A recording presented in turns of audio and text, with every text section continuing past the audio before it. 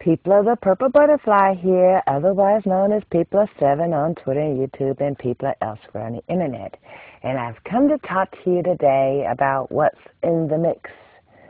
Okay, when you mix your own products and ingredients, or even if you're just mixing up stuff for craft purposes, you need to be aware of what you're using to mix the ingredients with. Okay, example, when I mix up my aloe shampoo, I'm using plastic utensils. Aloe vera, olive oil, into a plastic container, mixing it with a plastic spoon or a plastic device to mix it up with. There's a reason for that. Metal might adversely interact, especially if it's aluminum, with the ingredients and leave trace amounts of whatever that can cause issues. When you mix up something that requires you to use several mixing utensils, like maybe 3 or 4 spoons, measuring cup, so forth and so on, you want to always make sure that you are mixing into a glass, plastic, or ceramic bowl using plastic, wooden, or non-metal utensils. Because metal can interact, especially, say for instance you're mixing up something and you don't have a plastic spoon because it's already in use, and you need to use a metal spoon. Only use that metal for dry ingredients. The moment the ingredients is wet, if you don't have a plastic spoon, wash the one you have or use a wooden one. Because metal, especially when you're dealing with something like vinegar or something that can take trace amounts of the metal and it interacts. Have you ever noticed the side of a box of hair coloring or the side of a box of relaxer or any hair product really? It says, when using this product, remove your jewelry. There's a reason for that.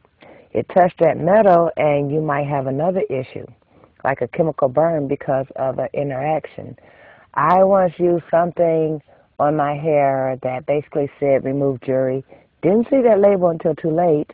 And my silver bracelet, if you've watched my videos any length of time, you will know this bracelet never comes off my hand. When I take a shower, I wash it with, the soap and water and all that, and that's how it gets clean. But that's me. This bracelet comes off maybe twice a year. Once a year, I have it professionally cleaned. And when I'm mixing up certain chemicals like henna, which is all natural, but it interreacts with metal in a bad way.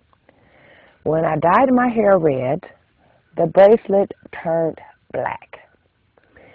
I found out later that anything that touched the metal, which turned black, and then touched my hair instead of red, would have turned my hair green.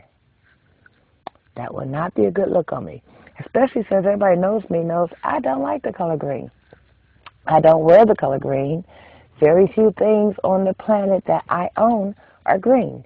Green has its place. It looks great on trees. It looks great on grass. I like the kind that folds and goes into a wallet. But as for against my skin, like a sweater or whatever, people ask me if I feel okay every single time I wear green. It makes my skin look sallow, and apparently it makes me look ill, and it's not very complimentary to my skin tone. So when you're mixing up something, be aware of what you're mixing it with. I have crafts all over the place. I, make things. I make hair products for myself. I make my own skincare. And I am very aware of what to use. I'm letting you know, be aware of what to use. Have you ever noticed when you do your nails and you're mixing nail stuff, you're using a sable brush or an acrylic brush, and everything else is plastic concerning it? You don't want to use metal in that either. Chemical reactions can be a bad thing. Even when you're working with all natural ingredients, the way the natural ingredients react with each other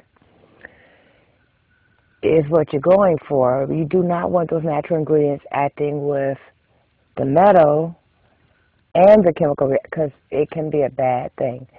It's like, I use baking soda and vinegar to wash my hair a lot, and somebody suggested I put the baking soda in my shampoo. I don't know if anybody's ever noticed, but if you put baking soda and Dawn dishwashing liquid together, Dawn's made to get rid of grease and clean dishes.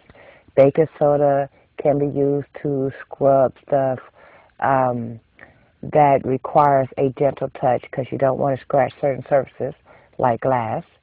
You cannot put these two together. You will get a strong ammonia smell that can literally knock you out. And these are two natural ingredients. So when you're mixing stuff up, be aware of the chemical reactions it could cause. Be aware of how it interacts with metal. Spoons, forks, knives, whisk.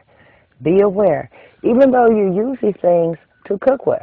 It's like when you make spaghetti sauce, they tell you don't use a cast iron skillet. Guilty. I brown my ground beef in a cast iron skillet. Then we add the tomato sauce, stir it up, cook it, but immediately we put it on the spaghetti. We do not leave it in the cast iron skillet. The acid in tomatoes can pit an aluminum pan, and it could take to strip it, it could literally take the seasoning, just strip it right off a cast iron.